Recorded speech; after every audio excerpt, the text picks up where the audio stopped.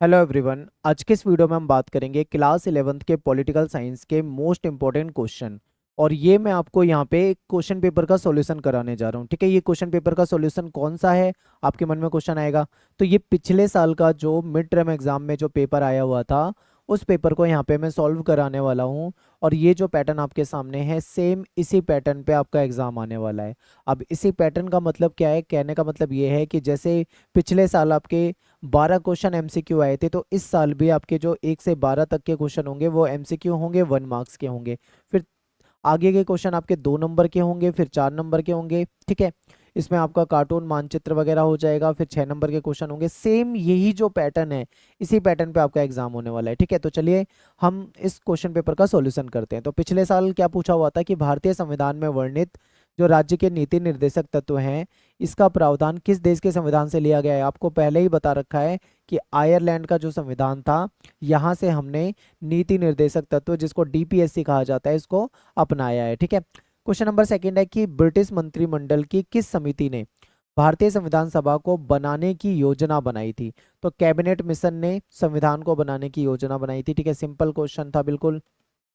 अगला क्वेश्चन देखो, राष्ट्रीय आंदोलन से जिन सिद्धांतों को भारतीय संविधान में लाया गया उन उसका सर्वोत्तम सारांश हमको कहाँ पे मिलता है।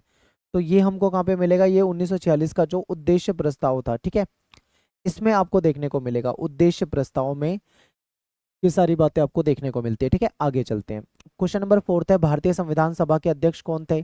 तो ये डॉक्टर राजेंद्र प्रसाद जो थे, इसके अध्यक्ष थे। अब देखो यहाँ पे एक चीज और समझनी है। बहुत सारे बच्चे तुरंत ही डॉक्टर भीमराव अंबेडकर कह देते हैं, तो भीमराव अंबेडकर उसके अध्यक्ष नहीं थे, वो प्रारूप समिति के अध्यक्ष थे। ठीक है, कंफ्यूजन नहीं रखनी है। दूसरी चीज, यहाँ पे आपसे ना तो स्थायी पूछा है, ना ही अस्थायी पूछा है। अगर स्थायी अस्थायी पूछा होता तो आंसर अलग तरीके से होता, लेकिन यहाँ पे सीधा सीधा पूछा है, तो आप राजेंद्र प्रसाद बताएंगे। ठीक है, अगला क्वेश्चन है कि सरकार के हाथ में असामाजिक तत्वों और राष्ट्र विरोधी तत्वों से निपटने का एक हथियार है, जिसको क्या कहा जाता है। यानी कि मान लीजिए, होता क्या है देश में, आप देखते हो कुछ लोग ऐसे हैं जो दंगे करते रहते हैं, लड़ाई झगड़ा करते रहते हैं। ठीक है, तो ऐसे लोगों से निपटने के लिए सरकार के पास क्या होता है। तो सरकार के पास निवारक नजरबंदी का कानून है, जिसके तहत वो शक के आधार पे भी किसी को चाहे तो गिरफ्तार कर सकती है। ठीक है, अगला क्वेश्चन है, इसमें कथन और कारण वाला है। तो कथन पढ़ते हैं, भारतीय संविधान में नीति निर्देशक तत्वों का समावेश किया गया है, बिल्कुल ठीक है।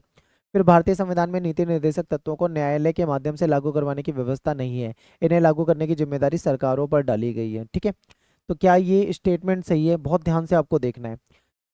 तो देखिए, इसका सही तरीके से अगर हम देखें तो ये कथन तो यहाँ पे ठीक है, कथन कारण दोनों ही ठीक है, लेकिन व्याख्या जो है ना, वो बिल्कुल ठीक नहीं है। तो बी ऑप्शन आ जाएगा। अभिकथन कारण दोनों ठीक है, लेकिन जो अभिकथन की सही व्याख्या नहीं हो पा रही है यहाँ पे। अगला क्वेश्चन है कि सामान्यतः जनता के प्रतिनिधियों के द्वारा सीधे चुना जाने वाला शासन किस प्रकार के लोकतंत्र का प्रतीक है। तो जनता के द्वारा अगर सीधा चुना जाएगा तो वो प्रत्यक्ष लोकतंत्र कहलाएगा। ठीक है, ए हो जाएगा ऑप्शन आपका। अगला क्वेश्चन है कि बंधुआ मजदूरी करवाना मौलिक अधिकार के तहत अपराध है, तो इसको कौन सा मौलिक अधिकार माना जाएगा। ठीक है, तो देखिए, शोषण के विरुद्ध अधिकार, यानी जो शोषण के विरुद्ध अधिकार है, इसके खिलाफ है।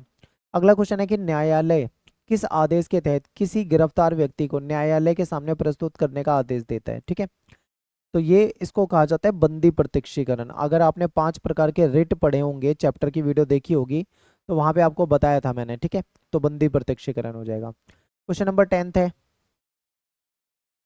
इसको ध्यान से देखते हैं। इसमें अभिकथन है कि इजराइल में चुनाव के लिए समानुपातिक प्रतिनिधित्व प्रणाली अपनाई गई। ठीक है, इजराइल में मतदाता प्रत्याशियों को नहीं, वरन पार्टियों को वोट देते हैं। प्रत्येक पार्टी को प्राप्त वोटों के अनुपात में ही विधायिका में सीटें मिलती है। तो ये ठीक है, इसमें अभिकथन भी ठीक है, कारण भी ठीक है, और सही व्याख्या भी हो रही है। ठीक है, तो ए ऑप्शन हो जाएगा, सही व्याख्या भी हो रही है। 11वां क्वेश्चन है कि अध्यक्षात्मक जो शासन व्यवस्था होती है, उसमें राष्ट्रपति क्या होता है। तो जो अध्यक्षात्मक शासन व्यवस्था होती है, उसमें राष्ट्रपति बहुत ही पावरफुल होता है। ठीक है, वो राज्य का और सरकार का दोनों का प्रधान होता है, उसके पास काफी ताकत होती है। ये मैंने चैप्टर में आपको कराया हुआ है। अगला क्वेश्चन पूछा गया था कि भारत में राज्यसभा के पदेन अध्यक्ष कौन होते हैं। तो जो उपराष्ट्रपति होते हैं, वो राज्यसभा के पदेन अध्यक्ष होते हैं। ठीक है, ये सारे क्वेश्चन मैंने आपको चैप्टर में करा रखे हैं। अगर आपने चैप्टर की वीडियो नहीं देखी है तो आप वहां पे जाके देखिए। अब बात करते हैं सेक्शन बी। सेक्शन बी में क्या होता है, आपके 2 नंबर के क्वेश्चन होते हैं। एक बार ये पूरा का पूरा देख लीजिए, आपसे यहाँ पे क्वेश्चन दे रखे हैं। अब एक एक करके इनका आंसर करते हैं। सबसे पहला क्वेश्चन है कि हमारा जो संविधान है, इसमें ब्रिटिश संविधान से कौन से प्रावधान लिए गए हैं। तो ब्रिटेन से हमने क्या लिया है, तो सर्वाधिक मत के आधार पे चुनाव में जो जीत का फैसला होता है जिसे फर्स्ट पास्ट द पोस्ट प्रणाली कहा जाता है, यानी कि ऐसी चुनाव व्यवस्था जिसमें लोग वोट देते हैं जाकर और जिसको सबसे ज्यादा वोट मिलते हैं अपनी सीट पे, ठीक है, वो कैंडिडेट जीत जाता है। तो ये हमने ब्रिटेन से लिया है। फिर हमारे सरकार का जो संसदीय स्वरूप है ये भी हमने कहाँ से लिया है, ब्रिटेन से लिया है, ठीक है। अगला क्वेश्चन देखते हैं, क्या नीति निर्देशक तत्वों को न्यायालय में चुनौती दी जा सकती है? तो हम बोलेंगे नहीं, नीति निर्देशक तत्व जो होते हैं वो उसको न्यायालय में चुनौती नहीं दी जा सकती है, ठीक है, क्योंकि ये सामाजिक और आर्थिक कल्याण पे आधारित होते हैं। सरकार का मन करेगा, उसकी इच्छा शक्ति पे निर्भर करेगा। सरकार का मन करता है कि भाई हमको जनता के लिए ये पॉलिसी बना देनी चाहिए, तो सरकार बना सकती है। अगर सरकार का मन नहीं करता है या सरकार को नहीं लगता है कि भाई हमें नहीं बनानी, तो नहीं बनाएगी। तो नीति निर्देशक जो तत्व हैं इसमें कोई जबरन कोई नहीं है कि तुम कोर्ट में चले जाओगे, ठीक है। आगे चलते हैं। आरक्षित निर्वाचन क्षेत्रों का क्या मतलब होता है? तो देखिए, संविधान में प्रावधान है कि अल्पसंख्यक हो गए या निम्न वर्ग के जो जनप्रतिनिधि हो गए वो भी संसद में उपस्थित हो सके, उनकी उपस्थिति सुनिश्चित हो सके। इसके लिए जो परिसीमन विभाग होता है वो समय समय पे क्या करता है, सीटें आरक्षित करता है। आपने देखा होगा कि जैसे कई बार क्या होता है, हमारी जो सीट है विधानसभा की सीट, कभी वो महिला के लिए आरक्षित हो जाती है, कभी वो एससी कैंडिडेट के लिए आरक्षित हो जाती है, ऐसा होता है ना। तो ये परिसीमन आयोग काम करता है, क्यों? ताकि महिलाओं का और जो जो अल्पसंख्यक वर्ग हैं इन सबका प्रतिनिधित्व हमारी संसद में होए, ठीक है। अगला क्वेश्चन देखते हैं, कार्यपालिका के दो प्रमुख प्रकारों का वर्णन करना है। कार्यपालिका के अगर हम प्रकार की बात करें तो कोई दो पूछे ना तो आप संसदीय कार्यपालिका बता दो। संसदीय कार्यपालिका इसमें क्या होता है, इसमें जो सरकार का प्रमुख होता है वो मेनली क्या होता है, प्राइम मिनिस्टर होता है, ठीक है। फिर अध्यक्षात्मक भी बता सकते हैं, उसमें सरकार और देश का प्रमुख जो होता है वो राष्ट्रपति होता है, क्योंकि अध्यक्षात्मक जो पालिका होती है इसमें क्या होता है, जो प्रेसिडेंट होता है, राष्ट्रपति होता है, उसके पास पावर जो होती है वो बहुत ज्यादा होती है। अगला क्वेश्चन है कि 1977 के बाद भारत की दलीय राजनीति में जो कंपटीशन था वो बहुत बढ़ गया था। जब लोकसभा चुनाव में किसी भी दल को पूरा बहुमत नहीं मिला था, उस स्थिति में राष्ट्रपति क्या करता है, ठीक है। इस संदर्भ में आपको मार्च 1998 के चुनाव की स्थिति का भी वर्णन करना है। तो देखिए, सबसे पहले एक चीज समझिए कि हमारे देश में आज़ादी के बाद से जितने भी चुनाव हुए थे वो सारी कांग्रेस जीतती जा रही थी और उसकी सरकार बनती जा रही थी। लेकिन 1977 में क्या होता है, कांग्रेस पार्टी चुनाव हार जाती है। कौन जीतती है? दूसरी पार्टी जीतती है जिसको जनता पार्टी कहा गया था, ठीक है। जनता पार्टी एक गठबंधन वाली पार्टी थी, उसमें बहुत सारे गठबंधन हो गए थे। और ये उस समय प्राइम मिनिस्टर इंदिरा गांधी हुआ करती थी। इंदिरा गांधी जो थी वो उन्होंने आपातकाल इमरजेंसी लगा दिया था जिसके कारण ये सब हुआ था, ठीक है। तो आगे समझते हैं। राष्ट्रपति जो होता है वो ऐसे में क्या करता है, जब मान लो कोई किसी के पास भी बहुमत ना हो तो राष्ट्रपति ऐसे में सबसे बड़े दल या जो सबसे बड़ा जो गठबंधन है उसको आमंत्रित करेगा सरकार बनाने के लिए। 1998 में जो लोकसभा चुनाव हुआ था उसमें किसी भी दल को स्पष्ट बहुमत नहीं मिला था, यानी पूर्ण बहुमत मिला ही नहीं था। और भाजपा और उसके सहयोगी दल जो थे उनको 251 सीटें मिली थी, जो बहुमत से 21 सीटें कम थी, यानी सरकार इतने में नहीं बन पा रही थी। तो गठबंधन के नेता के रूप में राष्ट्रपति जी ने अटल बिहारी वाजपेयी को प्राइम मिनिस्टर की शपथ दिलवाई थी, ठीक है। एक सेकेंड, ठीक है। तो क्या हुआ था, अटल बिहारी वाजपेयी को प्रधानमंत्री पद की शपथ दिलाई गई थी और 10 दिन में विश्वास मत प्राप्त करने के लिए कहा गया था, यानी आप दिखाओ कि आपके पास बहुमत है। वाजपेयी ने 10 दिन में विश्वास मत प्राप्त नहीं कर सके थे वो, और उनकी सरकार केवल 10 दिन में ही गिर गई थी, ठीक है। तो इस घटना से भारतीय दलीय राजनीति में कंपटीशन दिखता है कि मतलब 251 सीटें होने के बाद भी केवल 21 सीटें ही तो कम थी, लेकिन बाकी पार्टियों ने उनको समर्थन नहीं किया। अगला क्वेश्चन है कि वित्त विधेयक और गैर वित्त विधेयक में अंतर कीजिए। तो देखिए, संविधान में संशोधन के लिए आए जो सामान्य विधेयक को गैर वित्त विधेयक कहा जाता है, ठीक है। यानी जो संविधान होता है उसमें संशोधन के लिए जो सामान्य विधेयक आते हैं, संशोधन वाले विधेयक, उसको गैर वित्त विधेयक कहा जाता है। जबकि जो पैसों से रिलेटेड यानी जो धन से संबंधित जो विधेयक होते हैं उसको वित्त विधेयक कहा जाता है, ठीक है।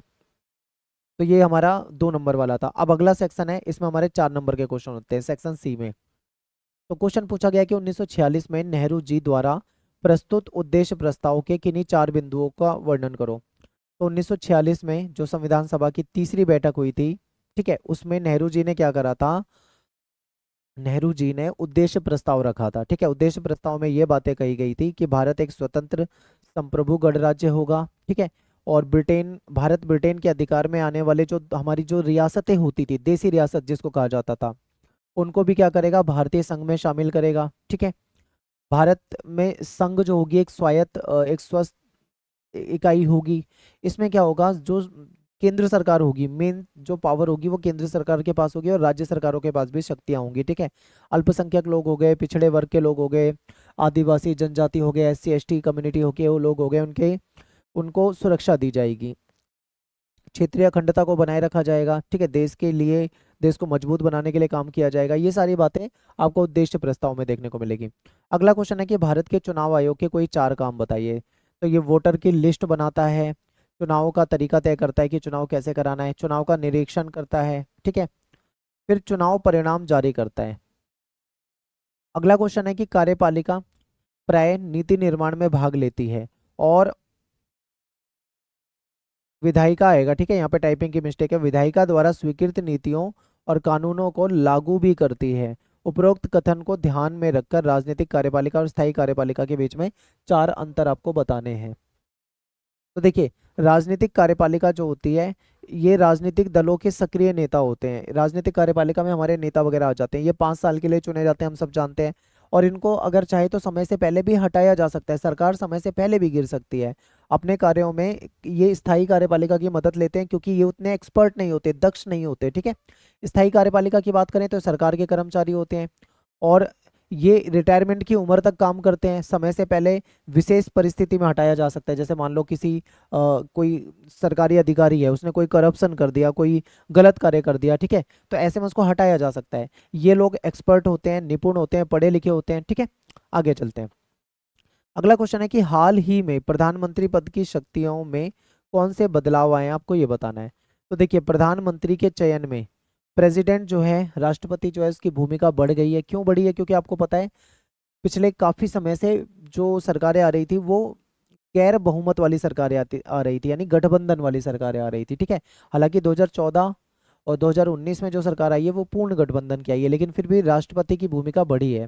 फिर राजनीतिक सहयोगियों से परामर्श की प्रवृत्ति बढ़ गई है क्योंकि राजनीतिक जो सहयोगी हैं उनको भी कहीं ना कहीं शामिल किया जाता है। प्रधानमंत्री के विशेष अधिकारों पर अंकुश लगा है और सहयोगी दलों के साथ बातचीत तथा समझौते के बाद पॉलिसी बनाई जा रही है। अगला क्वेश्चन है कि विविधताओं से परिपूर्ण बड़े देश प्राय द्विसदनात्मक राष्ट्रीय विधायिका चाहते हैं ताकि समाज के सभी वर्गों को समुचित प्रतिनिधित्व मिल सके। भारतीय राष्ट्रीय विधायिका संसद जो है उसके भी 2 सदन है, आप जानते हैं। इनमें कोई 4 अंतर आपको बताने हैं, यानी कि आपको मेनली देखो क्वेश्चन घुमा के पूछा हुआ है आपसे, यहाँ पे लोकसभा और राज्यसभा के बारे में पूछा जा रहा है, इनकी शक्तियों के बारे में पूछा जा रहा है, क्योंकि हमारी जो संघ की विधायिका है, ठीक है, जिसको हम लोकसभा और राज्यसभा के नाम से जानते हैं, इसके बारे में आपसे पूछा जा रहा है। तो लोकसभा की बात करते हैं। ये संघ सूची और समवर्ती सूची के विषय पे कानून बनाती है। धन विधेयक और सामान्य विधेयक जो होते हैं वो यहीं पे प्रस्तुत होते हैं। कर का जो प्रस्ताव होता है, ठीक है, कर का जो प्रस्ताव होता है,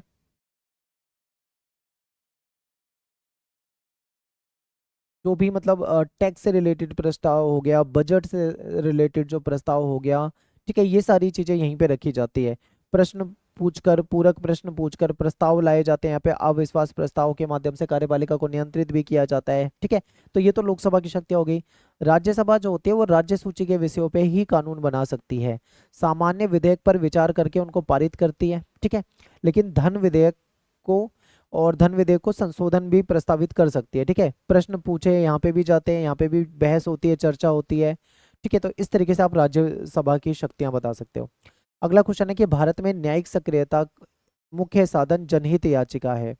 जनहित याचिका के बारे में आपको एग्जाम्पल देके बताना है। तो देखिए,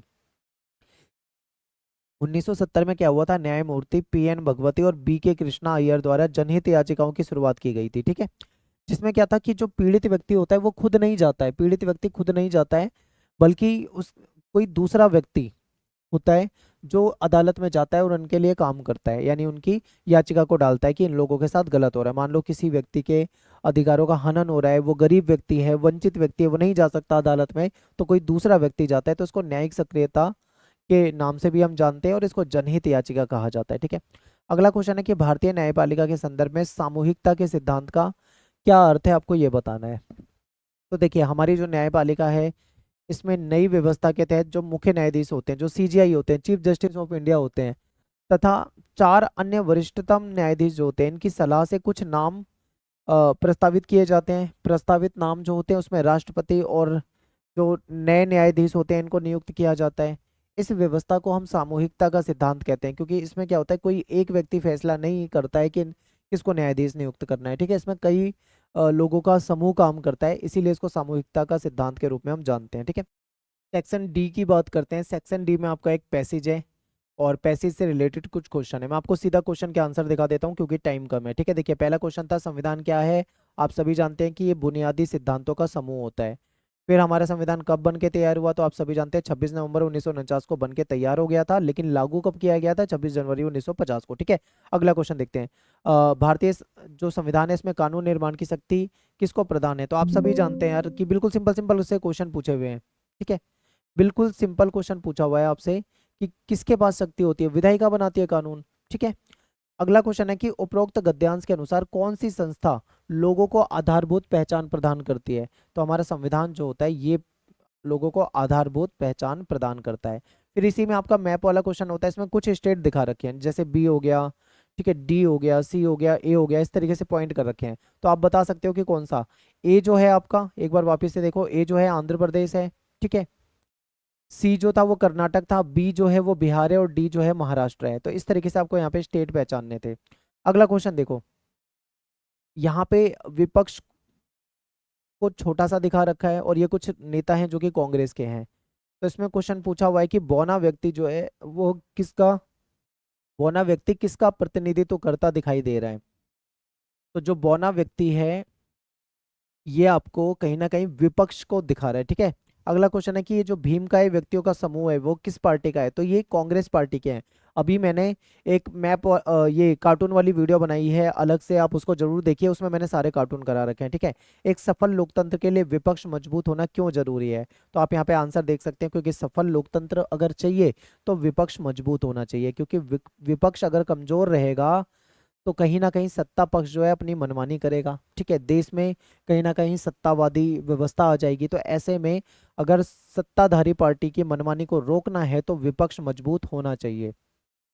अब बात करते हैं सेक्शन ई, लास्ट सेक्शन है, इसमें 6 नंबर के क्वेश्चन होते हैं, ठीक है। एक बार देख लीजिए, यहाँ पे आपको एक चीज समझ में आ जाएगी कि आपके जो लॉन्ग क्वेश्चन आएंगे, 6 नंबर के क्वेश्चन आएंगे, उसमें आपको चॉइस मिलेगी, यानी कि ऑप्शन मिलेंगे। अगर आपको ऊपर वाला क्वेश्चन नहीं आता तो आप इसमें ये नीचे वाला क्वेश्चन कर सकते हैं, ठीक है। आपको ये नहीं आता तो आप ये कर सकते हैं। तो इस तरीके से आपको चॉइस मिलेगी। मैं आपको सारे क्वेश्चन नहीं बताऊंगा, जल्दी जल्दी करा देता हूँ, वीडियो लंबी नहीं करनी है, ठीक है। क्वेश्चन नंबर 27 है कि भारतीय संविधान एक विशिष्ट संविधान है। आपको इस कथन को सिद्ध करते हुए संविधान की विशिष्ट जो विशेषता है उसको बताना है। तो हमारा संविधान जो है वो जन प्रतिनिधियों के द्वारा निर्मित और लिखित एक विस्तृत संविधान है।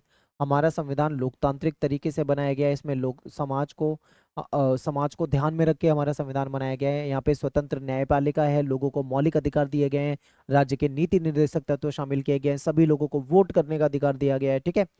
तो ये सारी चीजें हमारे संविधान में आप बता सकते थे। अगला क्वेश्चन है कि एक आदर्श समाज के निर्माण में संविधान की भूमिका बतानी है, ठीक है। एक अच्छे समाज का अगर निर्माण करना है तो कहीं ना कहीं संविधान की महत्वपूर्ण भूमिका होती है। जहाँ पे अच्छा संविधान होगा, संविधान को लोग मानेंगे, तो वहां पे एक आदर्श समाज बनेगा। लेकिन अगर जहाँ पे संविधान ही कमजोर होगा वहां पे कभी भी एक आदर्श समाज नहीं बन सकता है।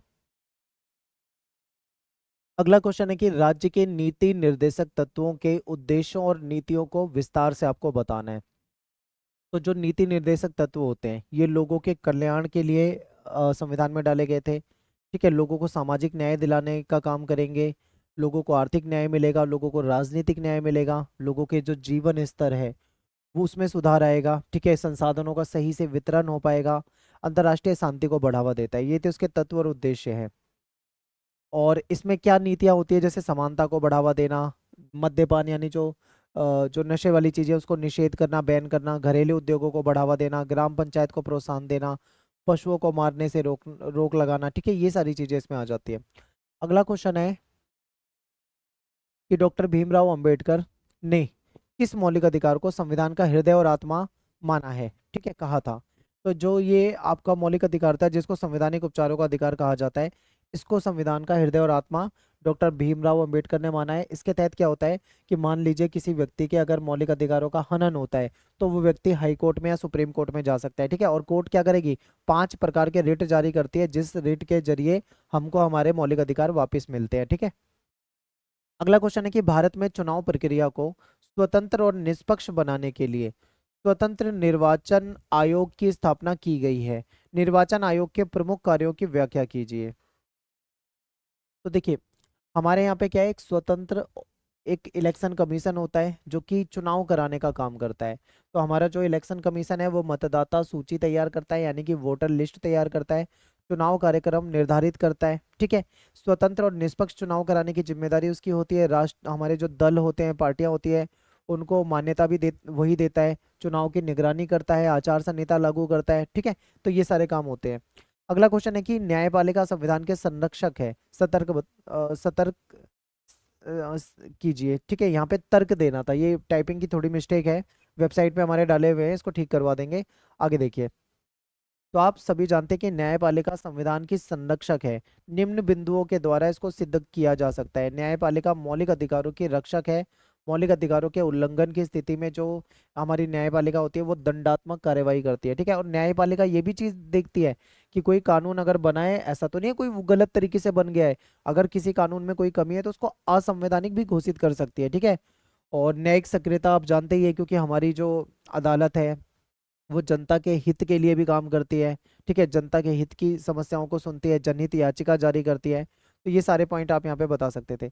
इसी में एक ऑप्शन में क्वेश्चन था कि स्पष्ट कीजिए जनहित याचिका को न्यायपालिका के लिए नकारात्मक पहलू क्यों माना जाता है। देखिए, जनहित याचिका वैसे तो अच्छी चीज है, लेकिन ये एक तरह से न्यायपालिका के लिए नकारात्मक पहलू है। ऐसा क्यों मैं कह रहा हूँ, ऐसा इसलिए कह रहा हूँ क्योंकि न्यायपालिका का काम कुछ और है, लेकिन वो जो सरकार यानी जो विधायिका का काम है, जो कार्यपालिका का काम है, वो सही से अपना काम नहीं कर पा रही, जिस कारण से न्यायपालिका को वो काम करना पड़ता है। अब ऐसे में न्यायपालिका के ऊपर काम का बोझ बढ़ जाता है, ठीक है। और फिर कहीं ना कहीं विवाद भी बढ़ जाता है, तो ये सारी समस्या आ जाती है, ठीक है। न्यायपालिका के जो न्यायाधीश होते हैं वो इन उन कामों में बिजी हो जाते हैं जो उनके काम है ही नहीं। तो यहाँ पे अपना ये क्वेश्चन पेपर खत्म हो जाता है। आई होप आपको अच्छे से समझ में आया होगा। मिलते हैं नेक्स्ट वीडियो में। Thanks for watching. जय हिंद, जय भारत। और हमारी वेबसाइट पे जाइए, मिड टर्म का आपका मॉर्निंग और इवनिंग दोनों शिफ्ट के पेपर का सॉल्यूशन आपको हमारी वेबसाइट पे मिल जाएगा।